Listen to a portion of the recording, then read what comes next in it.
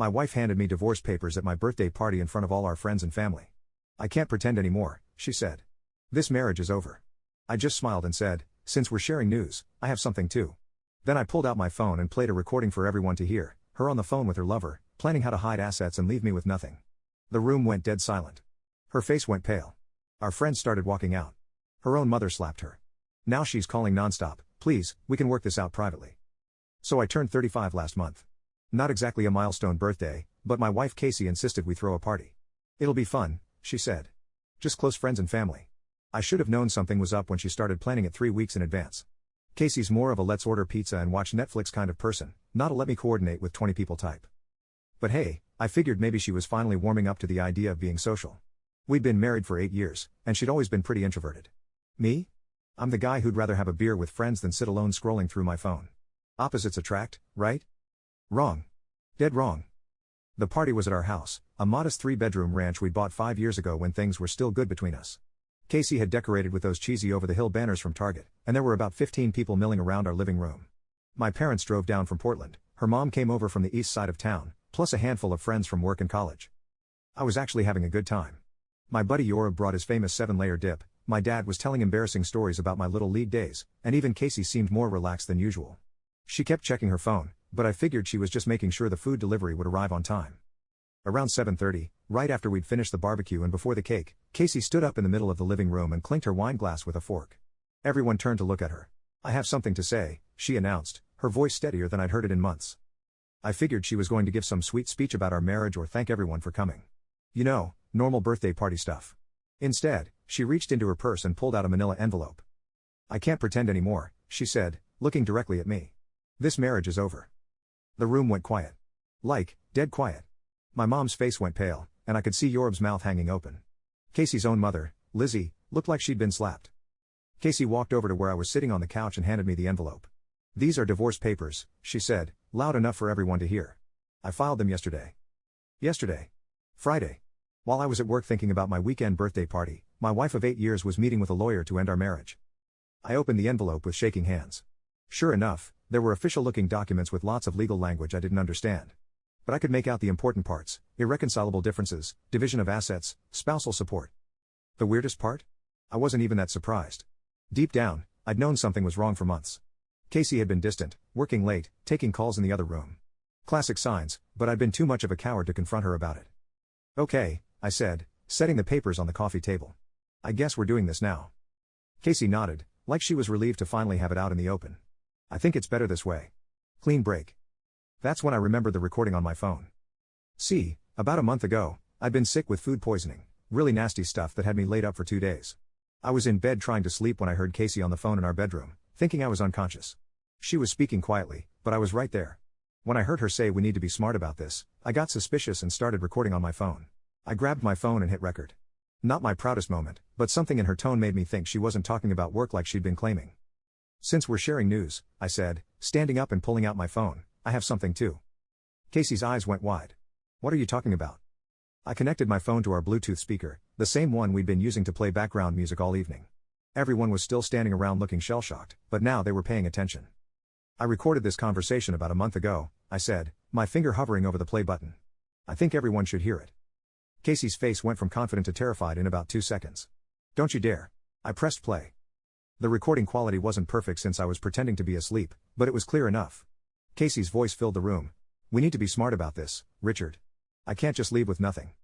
A man's voice responded, not one I recognized, but definitely not me. What are you thinking? Well, the house is in both our names, but I've been paying most of the bills lately since his hours got cut back. That should count for something. I paused the recording. For the record, my hours were reduced for exactly 3 weeks in March during a restructuring. They've been back to normal since April. My dad was staring at me with his mouth open. My mom looked like she was about to cry. But I wasn't done yet. I pressed play again. Plus, he's got that motorcycle he's always working on. That thing's worth at least $8 grand. And there's his 401k from his old job, he hasn't rolled it over yet, so it's just sitting there. What about the bank accounts? I've been moving money into a separate account. Just a little at a time, nothing he'd notice. I've got about $9,000 saved up so far. The room was dead silent now. Casey was standing frozen in the middle of the living room, her face completely white. There's more, I said, scrolling forward in the recording. This is the good part. Casey's voice continued, The timing has to be perfect. I'm thinking his birthday party would be ideal. Make it public so he can't make a scene or argue. His family will be there, so he'll have to stay calm. Smart, the man's voice said. What about after? After what? After you serve him. What's the plan? I move in with you, obviously. I've already started moving some things to that storage unit we rented. Unit 247 on Maple Street. I stopped the recording there. The silence in the room was deafening. Casey was crying now, but they weren't sad tears. They were angry, frustrated tears.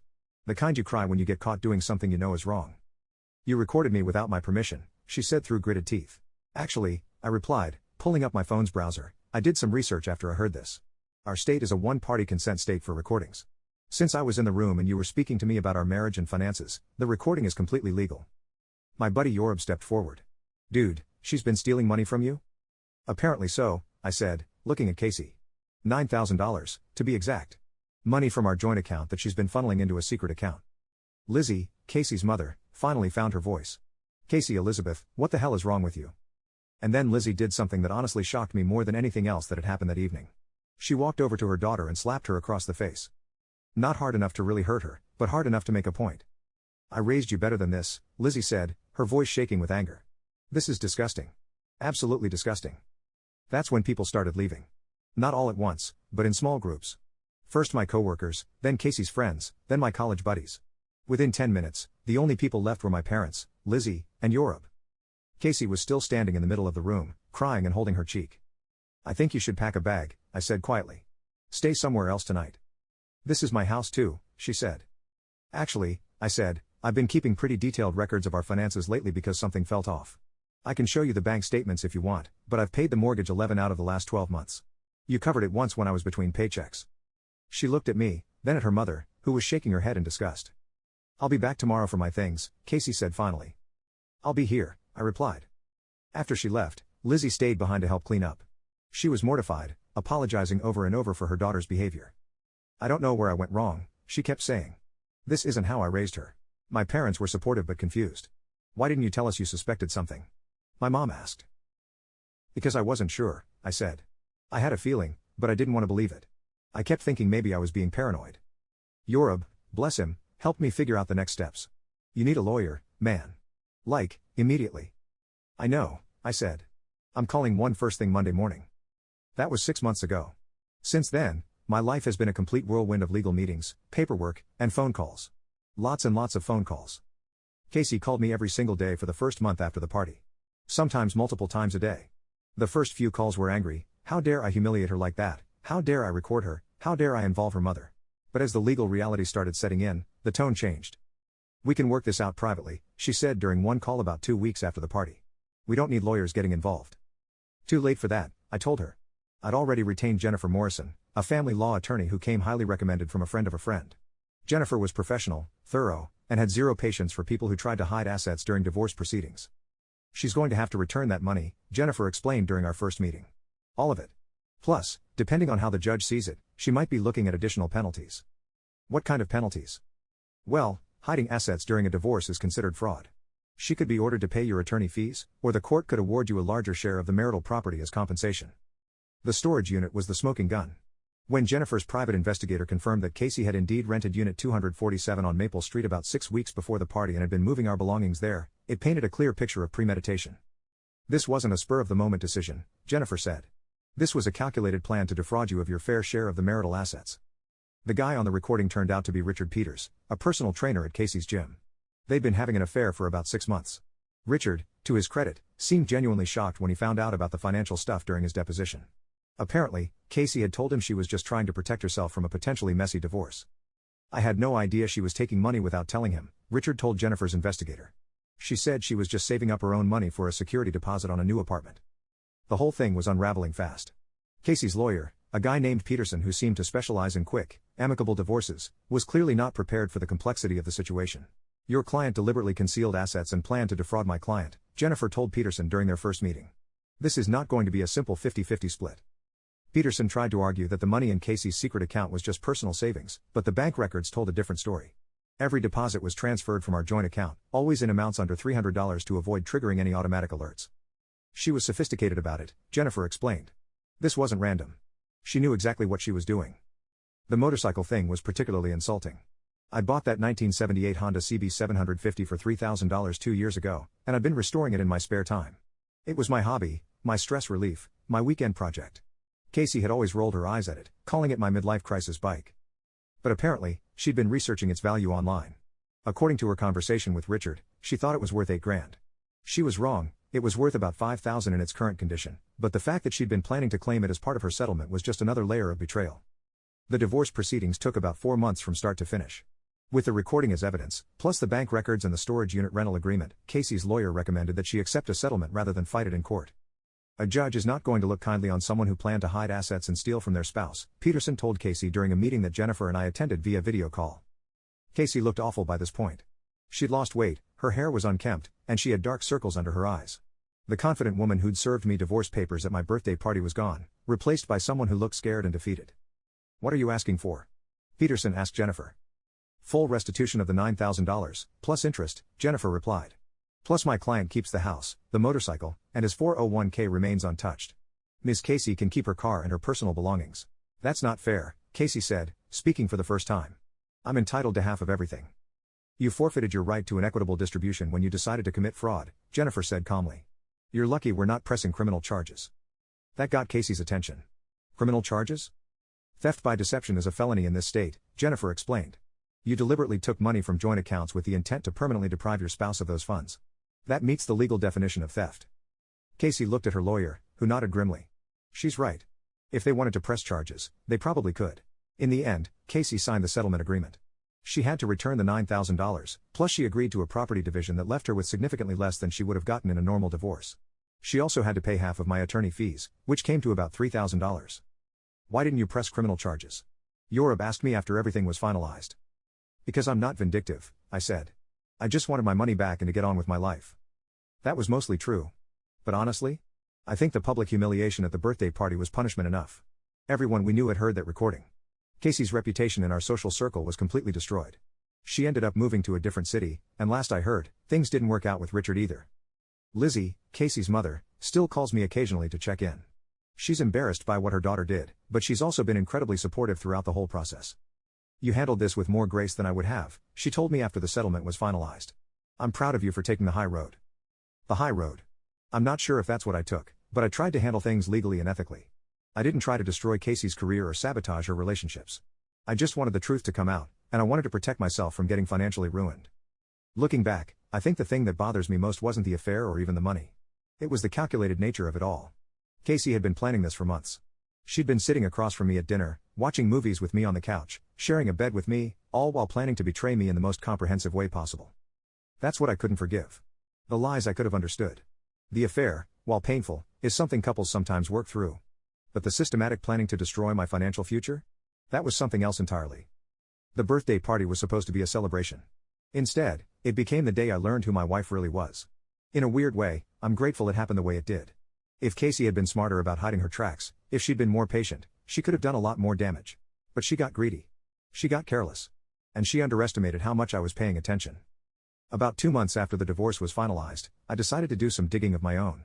I was curious about Richard and whether this was a pattern for him. I hired the same private investigator Jennifer had used, a guy named Mike who specialized in infidelity cases. What Mike found was eye-opening. Richard had been involved with at least 2 other married women from the gym over the past 3 years. Both of those women had also filed for divorce around the same time they started seeing him. Both had tried to hide assets from their husbands, though neither had been as systematic about it as Casey. "It's not exactly a criminal enterprise," Mike explained, "but it's definitely a pattern. This guy seems to target unhappy wives and convince them to leave their marriages in ways that maximize what they can take with them." I shared this information with Jennifer, who said it was interesting but probably not actionable unless there was evidence of actual fraud or conspiracy. "He's not technically doing anything illegal by dating married women or giving them bad advice," she said. But it did make me feel better about the whole situation.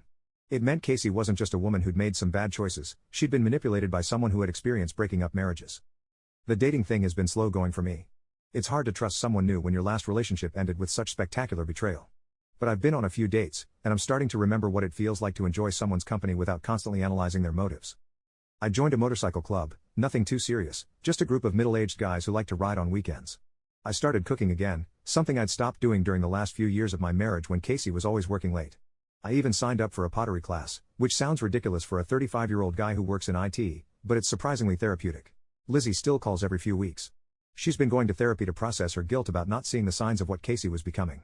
During our last conversation, she said something that stuck with me. "You probably saved other marriages by exposing what Richard was doing," she said. "If this hadn't all come out when it did, he might have destroyed more families." I'm not sure about that, but I appreciate Lizzie's perspective. She's trying to find meaning in a senseless situation, just like the rest of us. The house feels different now. I've rearranged the furniture, painted a couple of rooms, and turned Casey's old office into a workshop for motorcycle projects. I finished restoring that Honda. Turns out it was worth about $5,500 when I was done, not the $8,000 Casey thought, but still a nice return on my investment. Sometimes I think about what would have happened if I hadn't been sick that day, or if I'd been sleeping more soundly, or if I'd just ignored the conversation instead of recording it. Casey would have blindsided me completely.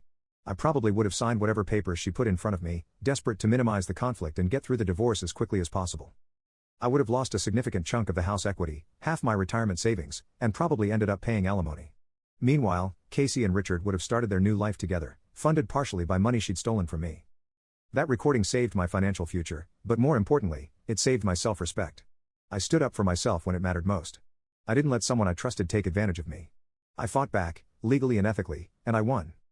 Not everyone gets that chance. Not everyone has the evidence they need to prove what really happened. I got lucky that Casey got overconfident and careless. Lucky that I was awake when she thought I was unconscious. Lucky that I trusted my instincts enough to hit record when something didn't sound right. The best revenge, they say, is living well. I'm working on that part. But sometimes, the best revenge is also just making sure the truth comes out. Justice doesn't always happen automatically. Sometimes you have to fight for it. Sometimes you have to be willing to make things uncomfortable, to have difficult conversations, to stand up in front of a room full of people and say this is what really happened. Would I recommend secretly recording your spouse? Probably not as a general rule. But would I recommend trusting your instincts when something feels wrong? Absolutely. Would I recommend standing up for yourself when someone tries to take advantage of you? Every single time. I'm 36 now, divorced, and starting over. But I'm starting over on my own terms, with my dignity intact and my finances protected. I've learned to trust my gut, stand up for myself, and not let people take advantage of my desire to avoid conflict. That's not nothing. That's actually pretty good.